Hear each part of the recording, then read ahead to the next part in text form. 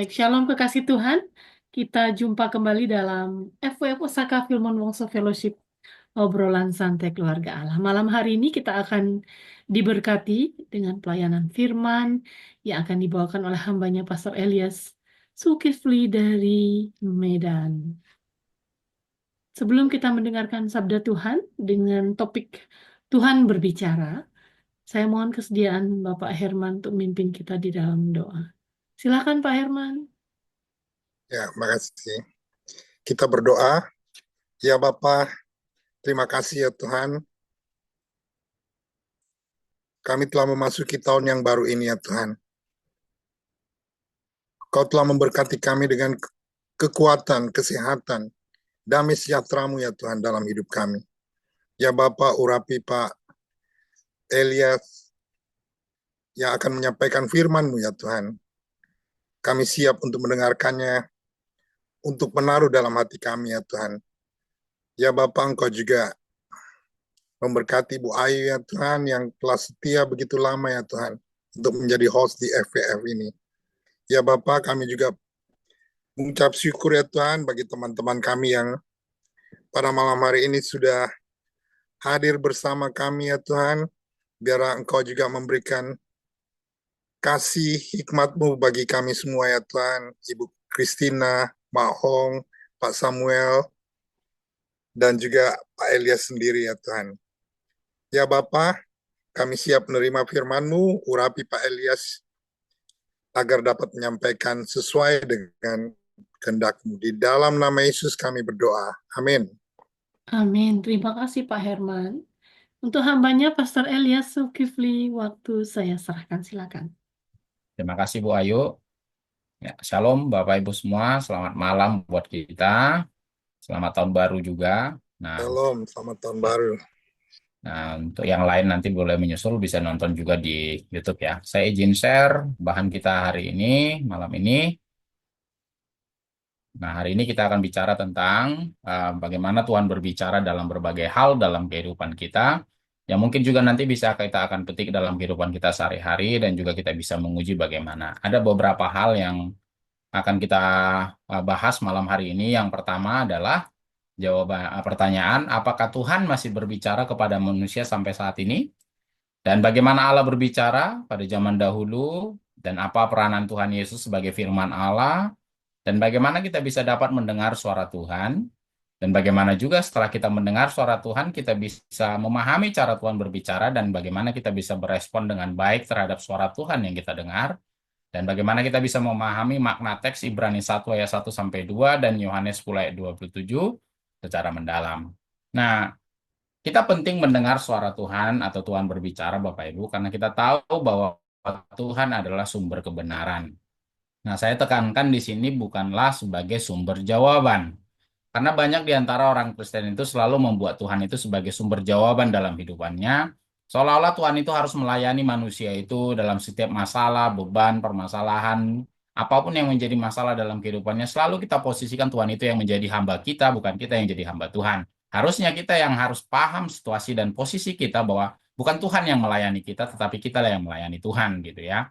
Jadi kita harus paham dulu bahwa Tuhan adalah sumber kebenaran, bukan selalu harus menjadi sumber jawaban atas semua masalah dan doa pergumulan kita.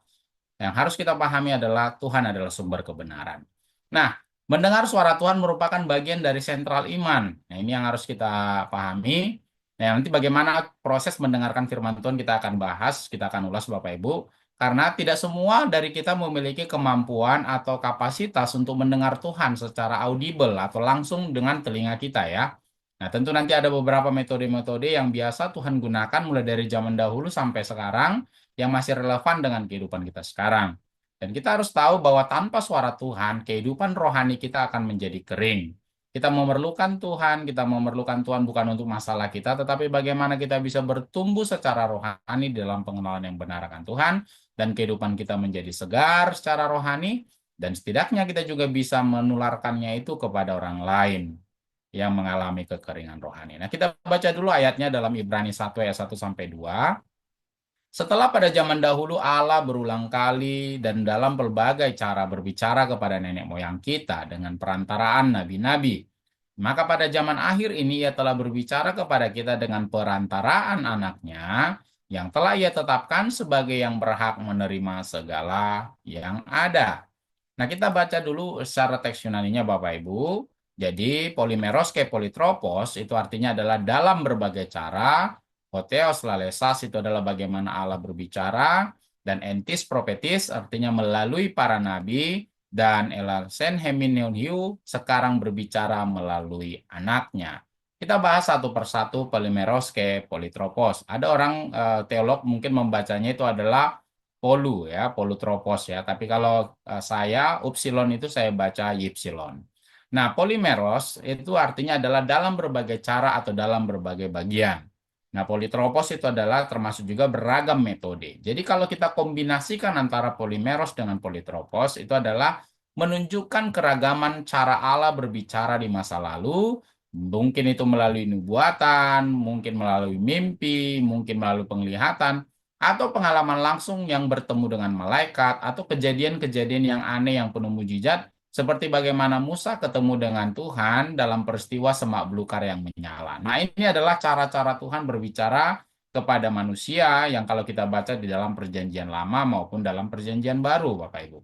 Misalnya ketemu malaikat dalam perjanjian baru seperti yang terjadi pada Cornelius misalnya, sekalipun dia bukanlah orang yang mengenal Kristus secara umum, secara khusus, tetapi malaikat mendatangi dia untuk menyampaikan pesan supaya dia bertemu dengan Petrus dan akhirnya dia dibaptis bersama dengan seluruh keluarganya.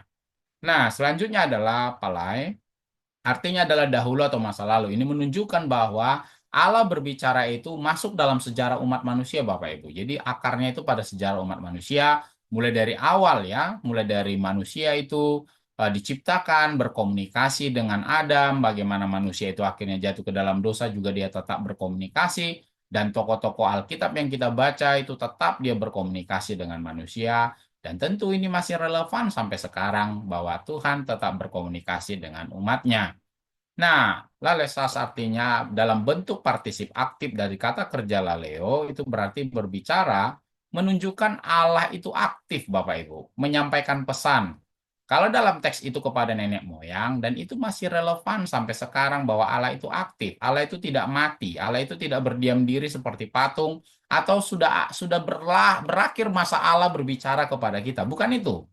Tetap Allah berbicara sebagai Allah yang hidup, dia aktif menyampaikan pesannya bukan hanya kepada nenek moyang yang ada di dalam Alkitab, yang dituliskan di dalam Alkitab, tetapi juga kepada kita yang ada sekarang ini Bapak Ibu. Nah, entis propetes itu melalui para nabi menekankan alat utama yang pada umumnya digunakan oleh Allah untuk menyampaikan pesan atau kehendaknya itu adalah para nabi. Itu sebabnya kalau kita dulu udah pernah belajar Bapak Ibu bagaimana ada nabi besar, nabi kecil, dan menyampaikan pesan-pesan itu melalui nabi. Kalau dia perempuan namanya Nabia, itu kita sering baca mulai dari perjanjian baru, mulai dari kejadian, sampai pada kitab Wahyu kita ketemu dengan istilah-istilah nubuatan-nubuatan, kita ketemu dengan istilah-istilah orang-orang yang menyampaikan pesan. Dan lebih spesifiknya lagi itu adalah di dalam kitab perjanjian lama, kita banyak menemukan nabi besar dan nabi kecil. Ingat ya, penamaan nabi besar bukan seolah-olah dia lebih besar dari nabi-nabi yang lain, tetapi karena tulisannya panjang. Nabi kecil karena tulisannya lebih pendek. Nah, Eskaton hemeron itu artinya adalah pada hari-hari terakhir. Itu bicara tentang zaman akhir di mana Tuhan Yesus Kristus menyatakan dirinya sebagai Allah dan mengajarkan seperti apa Allah dan Bapa itu. Selanjutnya adalah Enuyo itu melalui anaknya.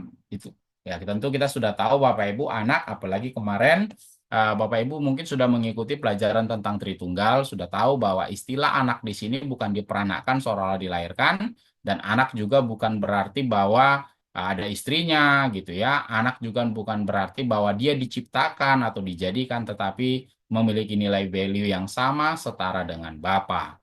Ya, kalau Bapak Ibu masih ragu tentang kesetaraan anak-anak dengan Bapak Ibu bisa lihat di YouTube channel saya tentang itu. Nah, kita bicara dengan zaman akhir. Nah, pernyataan Allah mencapai puncaknya secara pribadi itu melalui Yesus Kristus, Bapak Ibu. Nah, Yesus yang kita pahami di dalam Yohanes 1 ayat 1 adalah firman Allah yang hidup dan dia mengambil rupa menjadi manusia, mengambil rupa menjadi daging, Dan itulah yang dilakukan oleh Kristus sebagai firman Allah yang hidup, yang turun ke dunia mengambil tubuh menjadi manusia sama seperti kita, supaya semua pengajaran yang dia sampaikan dari Allah Bapa itu sampai kepada manusia secara langsung. Itulah sebabnya kita katakan bahwa puncak pernyataan pribadi Allah dan pengajaran Tuhan yang berbicara itu ada pada waktu Tuhan Yesus datang ke bumi ini, Bapak Ibu. Nah, apa makna teologisnya? Kalau Allah berbicara dahulu dalam berbagai cara dan alat termasuk para nabi secara utama, tetapi sekarang dia berbicara melalui anaknya, maka pernyataan Kristus Allah atau firman Allah, ingat ya, dia Allah dan firman Allah, pernyataan Kristus sebagai Allah dan firman Allah itu bersifat final, melampaui semua cara pernyataan sebelumnya. Kalau tadi sudah saya sampaikan bahwa Allah berbicara dalam berbagai cara, polimeros ya, mulai ada yang nubuatan, ada yang melalui mimpi, ada yang melalui para nabi, ada pertemuan langsung. Nah, ketika Tuhan Yesus turun ke dunia dan mengambil rupa menjadi manusia sama seperti kita, itu adalah final dan puncaknya, kulminasinya bagaimana Allah menyatakan diri kepada umat yang percaya kepadanya. Lantas, apakah ketika Tuhan Yesus sudah selesai dengan misinya itu akhirnya Tuhan Yesus tidak bicara lagi atau Allah tidak berbicara lagi kepada manusia? Bukan itu artinya Bapak Ibu. Artinya disitulah puncaknya Allah menyatakan dirinya kepada manusia. Disitulah Allah menyatakan dirinya sebagaimana dia berbicara langsung dengan umatnya pada saat Yesus ada, bukan berarti berhenti setelah Yesus itu naik ke surga, tetap berlanjut sampai sekarang. Hanya itulah puncak yang pertama dalam sejarah manusia, di mana Allah hadir di tengah-tengah umat manusia sebagai tubuh dengan tubuh yang sama dengan kita, yang sifatnya final. Final di sini adalah itu paling puncaknya Bapak Ibu dalam sejarah umat manusia. Ya. Nah, selanjutnya cara Allah berbicara saat ini, seperti yang sudah saya sampaikan tadi, bahwa ketika bukan berarti final di sini kita anggap bahwa sudah selesai, bahwa Allah tidak berbicara lagi kepada manusia, bukan itu. Jadi ada cara Allah berbicara saat ini yang masih relevan dengan apa yang terjadi di Perjanjian Lama, Bapak Ibu. Yang pertama adalah firman Allah, yaitu Alkitab. Nah, itu sebabnya ada kitab Injil, ada kitab para rasul, ada kitab surat-surat kiriman, dan lain sebagainya. Itu yang diterima oleh para rasul dan nabi, Bapak Ibu. Dan itu dibukukan, dituliskan kepada kita. Itu adalah salah satu media cara Tuhan berbicara kepada kita. Jadi Alkitab adalah pernyataan tertulis yang sempurna, apalagi kalau itu bicara tentang pengajaran Kristus. Pada waktu Kristus itu tadi saya katakan sudah final, sudah puncaknya di situ menyatakan dirinya, dan bagaimana Kristus itu menyampaikan ajarannya dan pengajarannya itu dibuat dalam bentuk tertulis, dibukukan. Nah, itu adalah bagian dari bagaimana cara Allah berbicara kepada kita. Di dalam Mazmur 119 ayat 105, firman-Mu adalah pelita bagi kakiku dan terang bagi jalanku. Ini menunjukkan bagaimana Allah berbicara kepada kita, menentukan jalan-jalan kita di kemudian di depan kita dalam kehidupan kita sehari-hari, yaitu firman Allah. Pentingnya kita membaca firman Allah atau Alkitab, Bapak Ibu. Yang kedua adalah Roh Kudus. Roh Kudus adalah pribadi dari Tritunggal yang aktif, Bapak Ibu. Dia memimpin kita kepada seluruh kebenaran, dan dia yang memberi pengertian dan arahan dalam hati kita. Ya. Selanjutnya adalah keadaan hidup. Nah, Tuhan menggunakan pengalaman hidup untuk mengajar kita dalam memberikan kita pelajaran-pelajaran rohani. Jadi dalam keadaan hidup kita yang bagaimanapun, itu adalah bagaimana itu bisa menjadi media cara Tuhan berbicara kepada kita, Bapak Ibu.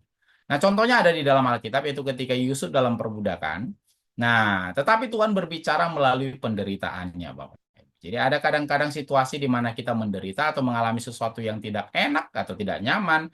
Nah, itu adalah cara Tuhan untuk berbicara kepada kita. Misalnya kita melakukan sesuatu yang melanggar firman Tuhan, terus kita mungkin dalam tanda kutip keadaan kita menjadi tidak baik. Nah, itu adalah salah satu teguran Tuhan buat kita, ya. Kadang kita berpikir seperti itu, ini adalah teguran Tuhan buat kita. Nah, itu adalah salah satu metode bagaimana Allah berbicara kepada kita melalui keadaan hidup kita. Bukan hanya dalam teguran, mungkin hal-hal yang lain. Nah, itu juga merupakan suatu cara Allah berbicara kepada kita. Nah, ada juga melalui dari orang lain, Bapak Ibu. Jadi Tuhan sering berbicara melalui pemimpin rohani mungkin, melalui teman kita mungkin, atau mungkin bagi orang asing yang belum pernah kita kenal sebelumnya, tetapi Tuhan mau menyampaikan sesuatu kepada kita melalui orang itu. Bisa saja terjadi hal itu, Bapak Ibu, ya. Tapi ya tentu nanti ada syaratnya untuk kita bisa menguji apakah itu memang dari Tuhan atau tidak. Ada nanti yang saya akan sampaikan. Nah, contohnya misalnya dalam kisah ketika Daud sudah menyetubuhi Batsheba, nah Nabi Nathan datang untuk menegur Raja Daud. Ya, Daud mau membuat suatu rencana jahat untuk membunuh istrinya, suaminya yang bernama Uria. Nah, ini Nabi Nathan datang menegur Raja Daud. Nah, kadang ada juga orang yang tidak kita kenal mungkin menegur kita atau menyampaikan sesuatu yang mungkin menjadi pergumulan kita atau mungkin sesuatu yang bisa menjawab pertanyaan kita selamanya ini, Tuhan gimana sih caranya begini begini begini. Nah, ada orang lain yang Tuhan utus atau Tuhan kirim kepada kita untuk berbicara. Nah, itu adalah bagian atau media bagaimana cara Allah berbicara kepada kita. Jadi intinya kita jangan batasi kuasa Allah untuk berbicara kepada kita Bapak Ibu. Banyak seperti yang saya ungkapkan tadi dalam teks Yunaninya, Polimeros, banyak ragam, banyak cara yang Tuhan akan pakai untuk berbicara kepada kita. Nah, ada tantangan. Setelah kita belajar tadi bagaimana cara-cara Allah yang pada umumnya yang digunakan oleh Tuhan, yang kita lihat dari penjelasan tentang Alkitab. Nah, ada tantangan bagi kita yang mendengarkan suara Tuhan. Yang pertama itu adalah distraksi dunia, Bapak Ibu. Kesibukan, teknologi atau media sosial, atau kekhawatiran. Ya. Jadi kadang terlalu sibuk kita sehingga kita tidak bisa mendengar suara Tuhan. Dan kita sibuk dengan media sosial yang tentu akhirnya membuat waktu kita tersita ke sana, kecuali memang kalau Bapak Ibu adalah seorang konten kreator ya tidak masalah. Tetapi kalau misalnya kita terlalu sibuk, sikit-sikit lihat handphone, sikit-sikit lihat handphone dan sebagainya, dan kita tidak produktif, apalagi menyiapkan waktu kita untuk Tuhan. Nah, ini adalah salah satu tantangan untuk bisa mendengar suara Tuhan, Bapak Ibu. Lebih banyak asupan-asupan negatif, berita-berita yang tidak menjadi apa namanya asupan rohani yang sehat buat kita yang kita nikmati setiap hari melalui media sosial. Ini adalah salah satu tantangan untuk bisa mendengar suara Tuhan. Dan kekhawatiran ya, kekhawatiran membuat kita merasa bahwa jawaban harus ada hari ini, segera. Nah, begitu ya. Jadi kita kita tidak mampu lagi untuk mendengar suara Tuhan ketika hal itu terjadi. Panik ya. Mau pingin cepat hari ini langsung ada jawabannya, begitu ya. Jadi kita tidak lagi perlu dengar suara siapapun selain daripada bagaimana masalah itu bisa selesai hari ini juga, saat ini juga, begitu. Itu akhirnya membuat kita tidak bisa mendengar suara Tuhan. Nah, hati yang tidak peka yaitu dosa dan ketidaktaatan ya kita harus paham bahwa dosa juga bisa membuat kita tidak bisa mendengar suara Tuhan. Udah tahu kalau misalnya kita bilang "Ah, jangan misalnya gitu ya, tapi tetap kita paksakan, nah begitu ya itu artinya bahwa kita tidak mendengar di sini berarti juga bicara tentang ketidaktaatan kita.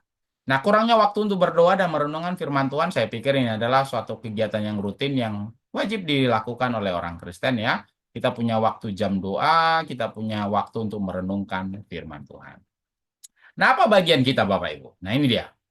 Pertama adalah kita mendengar dan percaya bahwa Tuhan berbicara kepada kita melalui firman dan rohnya. Seperti yang saya ungkapkan tadi, bahwa Roh Kudus juga menuntun kita kepada seluruh kebenaran. Roma 10 ayat 17, iman timbul dari pendengaran. Nah, kita bisa adakan ya mungkin semacam tes sederhana Bapak Ibu. Bagaimana kalau misalnya seminggu kita tidak mendengar firman Tuhan, bagaimana kehidupan rohani kita seperti yang saya sudah ungkapkan tadi, kering ya secara rohani kehidupan rohani kita kalau seandainya kita tidak mendengarkan firman Tuhan. Ibarat asupan rohani apa makanan rohani yang bergizi yang sehat bagi rohani kita Bapak Ibu. Firman Tuhan ini. Jadi kalau misalnya ada orang Kristen yang jarang mendengarkan firman Tuhan, yang jarang untuk membaca firman Tuhan, membacakannya secara lantang kuat begitu ya. Ya kita bisa pastikan bahwa kehidupan rohaninya pasti kering dan gersang Bapak Ibu. Jadi bagian kita adalah kita dengarkan firman Tuhan dan kita percaya bahwa Tuhan itu bicara kepada kita melalui firman-Nya dan melalui rohnya. Yang kedua adalah kita kembangkan kepekaan rohani kita. Seperti yang saya ungkapkan tadi. Kita berdoa punya jadwal rutin untuk berdoa, menguji mengembangkan pekaan kita kepada suara Tuhan. Ya, seperti yang saya ungkapkan tadi ya, kita tidak semua dari kita memiliki kapasitas atau kemampuan. Kita bisa mendengarkan suara Tuhan secara audible, langsung ke telinga kita langsung bicara, Jul, ini gitu. Saya sampai sekarang belum pernah dengar itu Bapak Ibu dan saya belum punya pengalaman Tuhan langsung berbicara langsung kepada saya belum pernah punya pengalaman itu. Nah, kalau ada di antara Bapak Ibu yang punya pengalaman itu, bersyukurlah Anda. Ya, tetapi kalau saya, ya kalau memang Tuhan tidak berbicara secara langsung audible di telinga saya tidak akan tuntut supaya Tuhan berbicara kepada saya secara audible. Bagi saya, bagian-bagian yang lain, kalaupun Tuhan kasih puji Tuhan, kalaupun enggak, seperti yang saya sudah ungkapkan sebelumnya bahwa banyak metode Tuhan untuk berbicara kepada kita, Bapak Ibu. Hindari hal-hal yang mengganggu hubungan kita dengan Tuhan, termasuk tadi kekhawatiran lah, distraksi dunia yang membuat kita sibuk tetapi tidak produktif dalam hal kerohanian. Ya kita harus hindari seperti itu supaya hubungan kita, kepekaan rohani kita dengan Tuhan itu tidak terganggu. Terus setelah kita dengar suara Tuhan, ya juga kita harus taati suara Tuhan itu Bapak Ibu. Karena apa? Kita dengar tanpa ketaatan juga tidak ada gunanya. Nah, contohnya yang paling umum yang sudah kita paham sebagai seorang Kristen, apalagi hamba Tuhan, Abraham taat ketika dipanggil untuk mengorbankan Ishak, walaupun itu sangat memberatkan hatinya, Bapak Ibu. Ya, selanjutnya, ini yang saya sampaikan tadi, bagaimana kita bisa menguji suara itu apakah berasal dari Tuhan atau tidak? Yang pertama, apakah suara itu sesuai dengan Alkitab? Nah, bagaimana kita bisa tahu suara itu sesuai dengan Alkitab kalau kita tidak membaca Alkitab, Bapak Ibu. Kita tidak menggali makna Alkitab. Kita tidak belajar Alkitab. Kita tidak Bible study. Nah, bagaimana kita bisa tahu itu suara Tuhan? Nah, ini pentingnya bagi kita semua tanpa memandang usia, ya tentu yang lebih senior dari saya, Bapak Ibu. Saya yang paling muda mungkin di sini. Nah, tanpa memandang usia mau kayak manapun, kita wajib belajar Alkitab. Supaya apa? Ketika ada orang yang berbicara mengatasnamakan Tuhan ternyata tidak sesuai dengan Alkitab, kita bisa identifikasi, oh, ini bukan dari Tuhan, ya. Nah, yang kedua adalah apakah pesan itu bisa membawa damai dan meyakinkan kita. Tapi tidak selalu harus damai ya Bapak Ibu. Ini yang harus kita antisipasi. Jangan, oh, apakah itu mendatangkan damai sejahtera? Saya percaya ada kadang pesan Tuhan itu tidak mendatangkan damai sejahtera bagi kita. Misalnya kita melakukan dosa, ya tentulah kan kita ditegur gitu bukan mendatangkan damai sejahtera, mendatangkan kesedihan sama kita gitu ya. Tapi kalau misalnya dalam situasi yang misalnya kita lagi kalut, lagi dalam keadaan diterpa badai dan di padang gurun dan lain sebagainya, nah tentu itu bisa mendatangkan damai sejahtera. Tapi ingat, ini tidak satu-satunya cara menentukan apakah itu berasal dari Tuhan. Kalau kita bilang patokannya hanya damai sejahtera saja, Bapak Ibu, saya percaya nabi-nabi yang kalau disuruh untuk, contoh seperti Abraham misalnya ya, tentu nggak damai sejahtera dia disuruh untuk mengorbankan anaknya gitu ya. Kalau misalnya Hosea gitu ya, untuk nabi-nabi yang disuruh untuk tidur dengan pelacur begitu, atau Yehezkiel misalnya dia harus makan membakar rotinya dengan kotoran hewan begitu ya tentu nggak mendatangkan damai sejahtera begitu ya jadi patokannya tidak selalu hanya damai sejahtera patokannya itu adalah tergantung pada situasi yang itu tapi yang pastinya adalah itu membuat keyakinan kita semakin bertumbuh di dalam Tuhan kuat di dalam Tuhan begitu ya nah apa selanjutnya apakah kita dikuatkan oleh nasihat rohani itu atau malah kita dilemahkan nah kalau kita dilemahkan tentu kita tahu bahwa kekuatan dari Tuhan yang kita harapkan gitu ya. Konfirmasi dari Tuhan yang membuat kita mampu menghadapi semuanya itu yang kita harapkan tiba-tiba itu dilemahkan. Nah, itu tentu itu bukan berasal dari Tuhan. Kecuali niat kita untuk melakukan sesuatu yang bertentangan dengan firman-Nya itu benar gitu ya. Jadi, tetapi kalau misalnya sesuatu yang kita harapkan di lain kondisi ternyata itu membuat kita lemah, nah ini dia. Jadi kita bisa lihat bahwa itu bukan dari Tuhan. Terus yang paling terakhir ini yang penting. Apakah hasilnya memuliakan Tuhan? Nah, itu dia. Karena semua itu harus kita kembalikan, Bapak Ibu. Dari Dia, oleh Dia, dan untuk kemuliaannya. Jangan sampai masalah kita selesai tetapi tidak memuliakan Tuhan. Begitu ya. Ini yang harus kita pahami. Bahwa apapun yang kita harapkan dari Tuhan, semuanya harus kita kembalikan bagi kemuliaannya, bukan untuk kemuliaan kita. Ya, bahasa kerennya orang selalu mengatakan mencuri kemuliaan Tuhan ya. Tapi ini dalam konteks ini kita pastikan bahwa suara itu atau nasihat itu atau sesuatu yang misalnya dari firman dari orang lain kah yang datang kepada kita, kita lihat apakah hasilnya nanti akan memuliakan Tuhan atau hanya membesarkan kita. Kalau memuliakan Tuhan percayalah itu pasti akan berasal dari Tuhan. Nah, selanjutnya kita masuk ke dalam Yohanes 10 ayat 27. Domba-dombaku mendengarkan suaraku dan aku mengenal mereka dan mereka mengikut aku. Nah, kita belajar dalam teks Yunaninya. Pertama adalah probata domba. Nah, domba itu selalu menjadi istilah yang sering digunakan untuk menggambarkan umat Allah.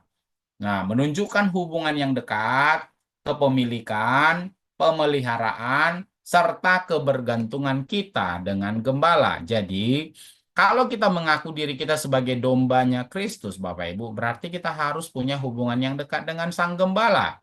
Dan kalau kita katakan bahwa kita adalah domba Kristus, berarti kita adalah milik Sang Gembala, ya, milik Kristus. Nah, salah satu sukacitanya kita adalah kalau kita memang dombanya Kristus, pasti Tuhan akan pelihara dombanya. Dan yang harus kita pahami juga sebagai domba, kita pasti bergantung sepenuhnya kepada gembala.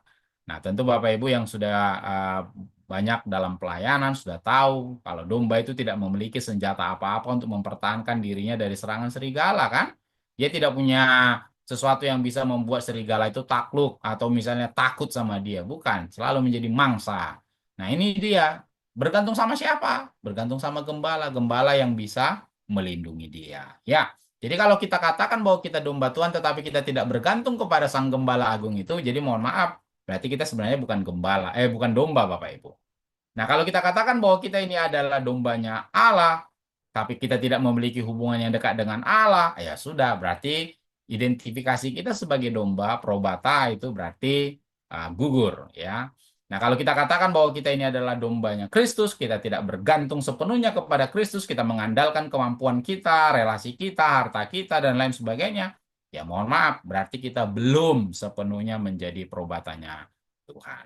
Nah, kita bahas satu-satu ya, tesponemu. Jadi suaraku ya, berbicara tentang panggilan. Ini bicara tentang hubungan pribadi antara gembala, yaitu gembala agung kita, yaitu Yesus, dan kita orang yang percaya sebagai domba-dombanya. Nah, seperti yang Bapak Ibu kalau bisa sudah baca Alkitab ya, tentu domba itu sudah tahu suara gembalanya gitu ya. Hal yang sama dengan misalnya peliharaan kita di rumah Bapak Ibu, ketika orang lain memanggil peliharaan kita di rumah, dia langsung tahu kalau siapa yang manggil itu. Kalau kita yang manggil, dia langsung pasti nyaut. Nah, ini adalah bicara tentang hubungan pribadi. Jadi ketika kita yang sudah biasa, sudah tergantung kepada Tuhan, mendapat pemeliharaan Tuhan, punya hubungan dekat dengan Tuhan, ketika ada suara yang langsung sesuai dengan Alkitab, kita langsung bisa identifikasi itu suara Tuhan, ya. Tetapi ketika ada suara asing yang tidak sesuai dengan firman Tuhan, tidak sesuai dengan yang tadi memuliakan Tuhan, kita langsung mudah mengidentifikasi, oh itu bukan suara Tuhan. Nah, kaitannya ke situ Bapak Ibu. Jadi kita ini bicara tentang hubungan pribadi dengan Sang Gembala Agung itu. Selanjutnya adalah akosin, itu adalah present aktif dari kata kerja aku yang berarti mendengar. Nah, di sini menunjukkan bahwa bentuk present, tindakan itu terus-menerus. Nah, ini dia. Jadi bukan semalam, kemarin, bulan lalu, tahun lalu, 20 tahun yang lalu, mendengarkan suara Tuhan. Bukan.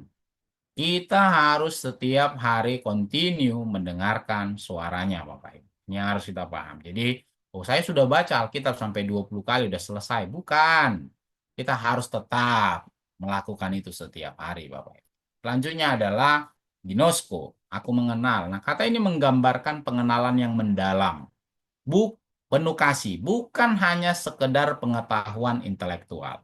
Nah, banyak di antara kita mungkin, ya atau mungkin ada, saya berharap tidak ada di wadah ini, di grup ini, kita punya pengetahuan yang benar, pengetahuan yang tinggi tentang Alkitab, tentang firman, Allah, Tritunggal, dan semua teologi dan segala macam. Tetapi kita tidak punya pengenalan yang dalam, yang penuh kasih, yang langsung masuk ke dalam pengalaman hidup kita, Bapak Ibu. Kalau hanya sekedar pengetahuan saja Bapak Ibu, sama seperti misalnya saya tahu atom itu begini, saya tahu atom ini, ya saya tahu atom, tapi bagaimana saya bisa berinteraksi dengan atom dan saya tahu bagaimana bisa atom itu memberikan energi kepada saya hanya tahu tetapi tidak punya pengalaman pribadi langsung, yaitu tadi hanya sekedar tahu. Nah, inilah yang bisa membuat banyak orang yang sudah banyak paham tentang Alkitab itu akhirnya menjadi ahli-ahli Farisi Bapak Ibu.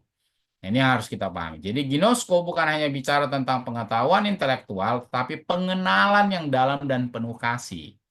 Jadi semakin kita mengetahui tentang Allah dan karakternya, semakin kita memiliki pengalaman pribadi yang mendalam, pengenalan pribadi yang mendalam akan Tuhan, dan kita semakin mengasihi Dia dan sesama kita. Ini ginosko ya. Nah, selanjutnya adalah mereka mengikut aku ya. Nah, akuluteo mengikuti menunjukkan ketaatan dan hubungan yang erat dengan Yesus. Seperti yang kita sampaikan tadi, kalau domba itu punya hubungan yang dekat dengan sang gembala dan bergantung sepenuhnya kepada gembala. Nah, itu artinya apa? Kita taat kepada gembala. Kenapa pemeliharaan gembala itu terjadi kepada kita, Bapak Ibu? Ini artinya kita harus punya hubungan yang erat, hubungan yang intim dengan Kristus, tandanya bahwa kita ini adalah dombanya. Dan tentu kalau kita di mana ada gembala, di situ ada domba, yaitu kemanapun gembala kita pergi, ke situ kita mengikuti dia. Nah, itu gambaran dari hubungan yang erat dan taat kepada sang gembala kita. Nah, apa makna teologisnya? Domba-dombaku mendengarkan suaraku menunjukkan bahwa umat percaya, kita sebagai umat percaya ini adalah milik Kristus dan memiliki kepekaan terhadap suaranya. Nah, kita tadi sudah belajar bagaimana cara menguji suara Allah, apakah itu berasal dari Allah atau tidak. Mereka mengenal aku, menekankan hubungan intim antara Yesus dengan umatnya. Jadi bukannya sekedar pengetahuan, ingat tadi ginosko. Kita hanya pengetahuan aja, pengetahuan intelektual saja yang penuh, tetapi dalam pengalaman pribadi kita tidak ada pengalaman yang mendalam, pengenalan yang mendalam, dan tidak ada kasih. Semakin tinggi ilmu teologi kita, malah kita banyak mengalami degradasi dalam hal kasih kepada Allah dan kasih kepada manusia. Jadi kita bisa uji apakah memang pengenalan kita pengetahuan intelektual kita saja yang tinggi atau kita punya hubungan pribadi antara dengan Yesus atau tidak. Dan kita bisa buktikan lewat kasih kita kepada Tuhan dan kasih kita kepada manusia. Mereka mengikut aku itu adalah respon kita terhadap suara Tuhan bahwa kita harus taat dan kita buktikan dari tindakan nyata kita, Bapak Ibu. Kalau tidak taat, ya itu tadi seperti yang disampaikan oleh Yakobus, itu menjadi sia-sia. Jadi itu saja yang bisa saya sampaikan malam hari ini, Bapak Ibu. Nah, mungkin saya kembalikan kalau misalnya ada yang mau ditanyakan atau di-sharingkan, saya serahkan kembali kepada Ibu Ayu.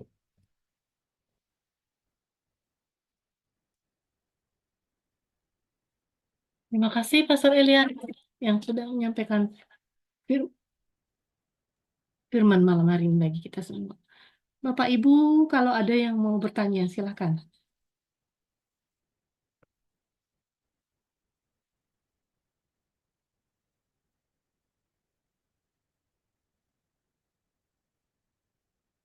Atau mungkin kita akhiri dalam doa dulu, Pastor Elias. Oke, baik. Mari kita bersatu dalam doa.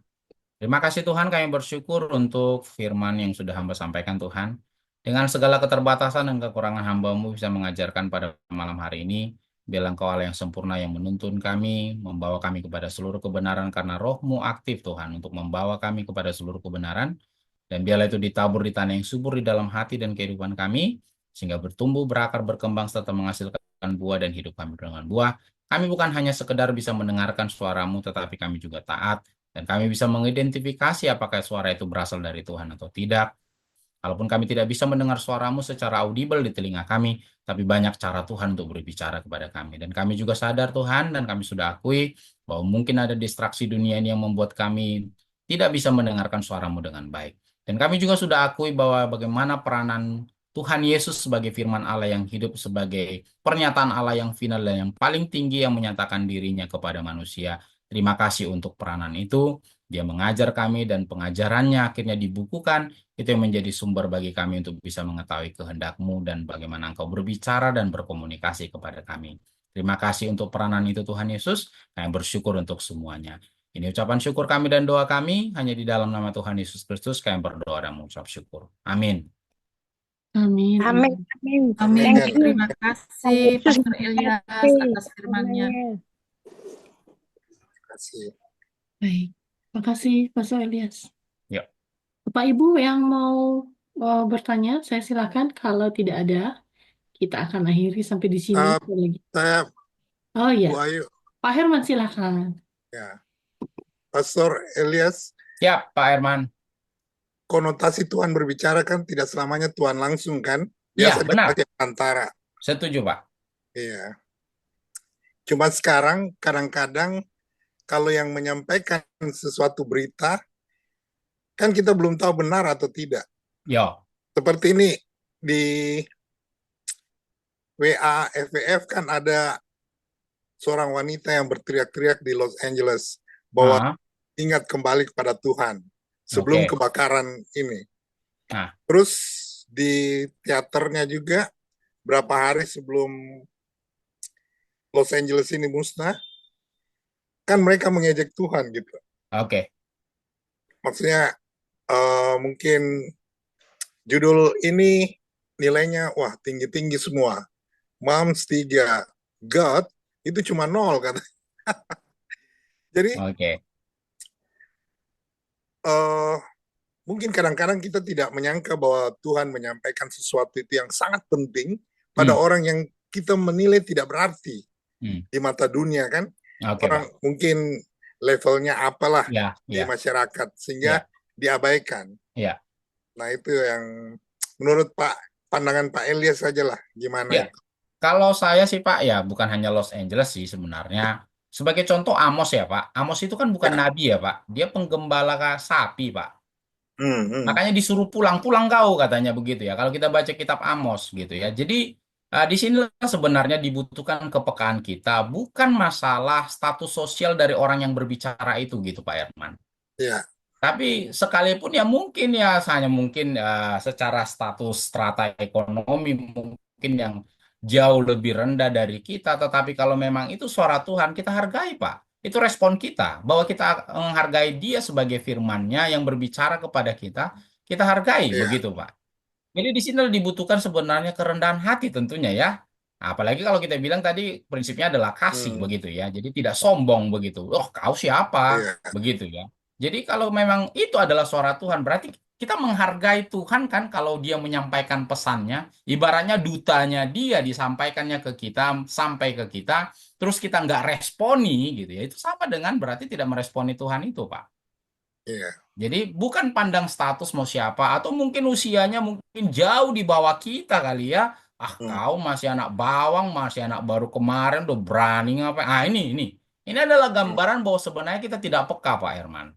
Seandainya kita di level itu, berarti saya kan sudah banyak belajar tentang firman Tuhan. Kau nasihatin aku pula. Ah, ini kan ini adalah ciri dari bahwa ya begitulah responnya begitu kita kira Pak Herman. Ya. Jadi tanpa pandang status, tanpa pandang apa, kalau Tuhan udah bicara, jangankan manusia Pak Herman, keledai aja pun dipakai Tuhan untuk bicara sama Bileam gitu loh Pak.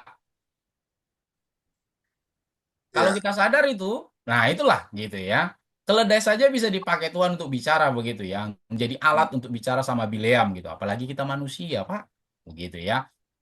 Ya mungkin levelnya orang itu yang nasihatin kita atau menyampaikan sesuatu pesan itu tak dipandang, ya itu tadi ya.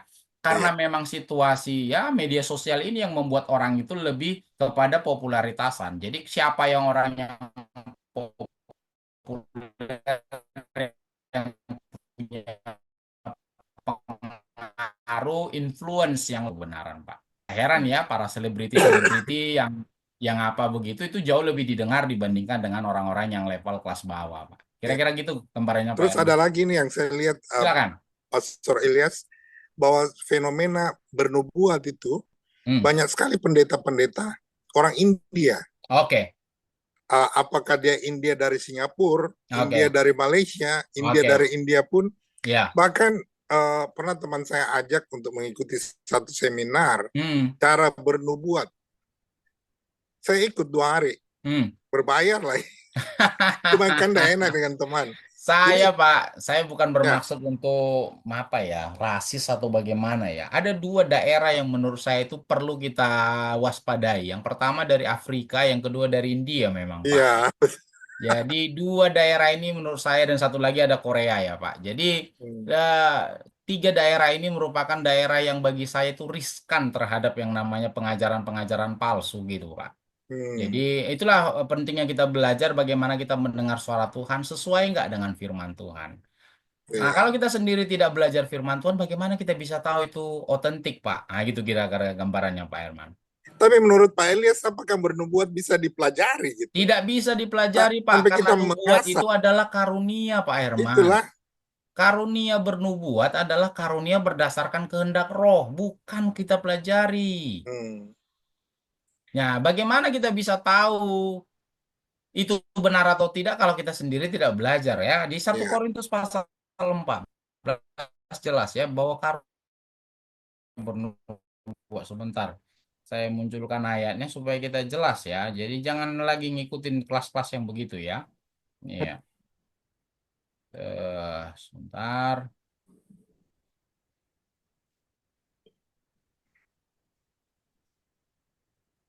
Ya, 1 Korintus 12 ayat 10. Kepada yang seorang, Roh memberikan kuasa untuk mengadakan mujizat dan kepada yang lain ia memberikan karunia untuk bernubuat.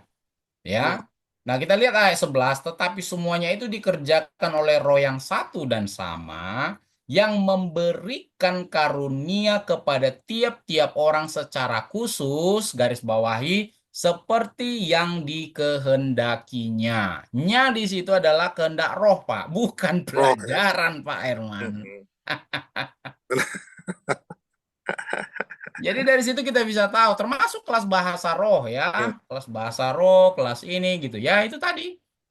Kenapa kita bisa ke sana? Ya itulah kurangnya. Kalau hanya sekedar Pak Herman mau lihat benar atau tidak ya nggak ada masalah. Tetapi kalau misalnya motifnya kita adalah bagaimana supaya saya punya karunia bernubuat, lebih berwibawa ketika berkhotbah, lebih lebih panas, lebih berapi ketika saya berkhotbah, ya sudahlah, begitu ya. Jadi dengan kuasa-kuasa dan lain sebagainya itu ya itu tadi.